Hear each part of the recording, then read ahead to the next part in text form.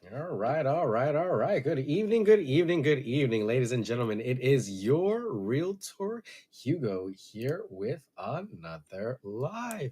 Ladies and gentlemen, it has been quite a minute since I've seen you all. Thank you so much for being so patient. Not too much has changed. We just kind of changed offices. We're still with Long and Foster, but we are over at Park Potomac now, over in Park Potomac. So feel free, and if you want to learn more about that, reach out to me so we can talk more. But today we are going to be talking about decluttering your space, smart tips to combat hoarding for a healthier home. If you or someone you know struggles with hoarding, taking steps to reduce clutter can improve your home life and overall well being. This guide is here to help with practical steps, supportive advice, and accessible tips for creating a clutter free home in Gaithersburg, Rockville, or anywhere in Montgomery County. And truth be told, you can use this anywhere in the United States. I give you permission. Go ahead and do it. Go. Yeah. 10 tips to overcome hoarding and reclaim your space. We're trying to make this fun, but hoarding can be a very serious issue. It can actually be very deadly. So, um, I wanted to kind of highlight this issue, and we're going to do a mental health check in as well, talking a little bit about the warning signs and dangers of hoarding. But first, understand why you hoard. Recognize emotional attachments or fears that make it hard to let go of items. This awareness is the first step to declutter effectively. Number two, set small goals. Break down tasks by room or even by specific area, like a drawer or shelf. Tackle small spaces, making progress easier and building momentum. Remember, it's not a race to the finish. What we really are trying to do is just slowly start to let go of these things so that the process can happen and we can actually declutter the home in a consistent way that's maintainable and sustainable. Number three, use the 1 year rule. If you haven't used an item in the last year, it might be time to let it go. Exceptions might include sentimental items, but try to keep those to a minimum. I just read a statistic that says that women are buying somewhere around 68 articles of clothing a year and house about maybe 300 to 500 articles of clothing in their closets. Historically, we've had women that housed 60 garments in a lifetime.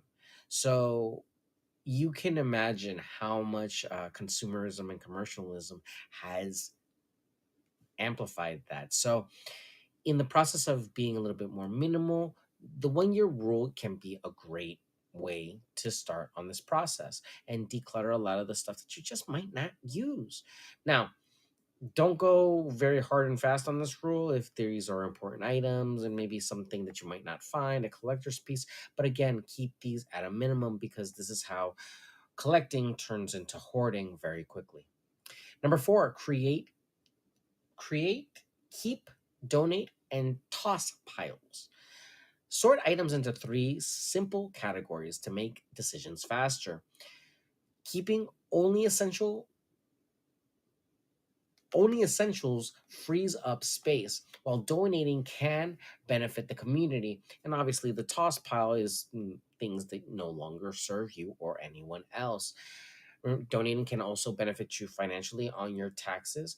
But remember, we are trying to categorize these things quickly and make this process very easy so that we're not delegating a lot of time to and mental energy to this process. Number five, digitize sentimental items. For items with sentimental value, consider taking pictures instead of holding onto the physical items. This lets you keep the memory without the clutter. Some people might disagree with that and might think that, hey, it's the sentimental value is actually having this specific piece. But alas, people treat items differently, and especially, as items pass down generations and hands, the sentimental value seems to wane. So, digitizing items and sometimes preserving them forever is a great way not only to identify them and correctly keep the keepsake and the memory of the keepsake alive, but maybe even preserve it for the future, because a lot of these pieces do deteriorate over time and wear and tear, and who knows what else can really deteriorate these pieces. But number six, invest in storage solutions. Shelves, bins, and drawers can keep your space organized and give everything a home. Use clear containers for visibility so items don't pile up in unseen places. I'm a firm believer of I have to see it and know where it is to use it. So make sure that you know where the stuff is and that it's in clear bins so that it's easily identifiable. Number seven, practice the one in, one out rule. For every new item that comes in, let go of one item you no longer need. This helps maintain balance and prevents clutter from building back up. Again, not a hard and fast rule, but a good one to put into practice if you have a little bit of a problem with shopping. Number eight, consider professional help. Decluttering specialists or therapists can offer structured support for maintaining hoarding habits, and Montgomery County has several local offices that can help and provide services. Number nine, create a maintenance plan. Schedule regular clutter checks each month or season to ensure items don't accumulate. Again, consistency is key. So make sure that you are doing this on a consistent time basis so that it doesn't overwhelm you.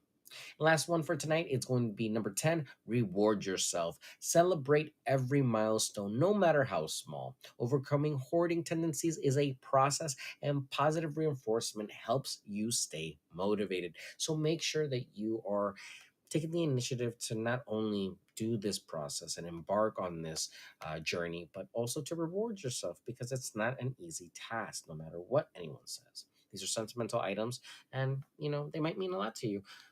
It's a tough process. Sometimes you physically can't move these items. So it could involve maybe getting other people in the mix to help you out. So to recap, today we were talking about decluttering your space, smart tips to combat hoarding for a healthier home, and 10 tips to overcome hoarding and reclaim your space were: one, understand why you hoard; two, set small goals; three, use the 1 year rule; four, keep, donate, and toss piles; number five, digitize sentimental items; number six, invest in storage solutions; number seven, practice the one in, one out rule; number eight, consider professional help; number nine, create a maintenance plan; and number 10, reward yourself, because it is not easy to keep your space clean. So make sure that you are consistently doing it so it doesn't overwhelm you.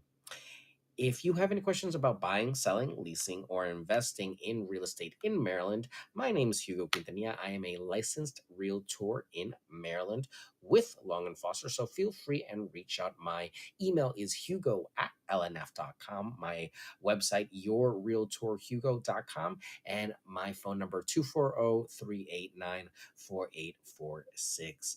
I will be writing up a little bit of a hoarder blog tonight, probably about and put it up on the blog website at hugoquintanilla.net. So feel free and check it out when I post it up. It'll probably be announced soon enough. So have a great evening, ladies and gentlemen. Um, very, very grateful to have this opportunity to speak to you all again. Very excited for this new chapter and very happy to see where Park Potomac goes. So, again, ladies and gentlemen, if you have any questions about me and my life, feel free and reach out. Otherwise, I will catch you all tomorrow if I don't see you on the mental health check in. Take care. Have a great night.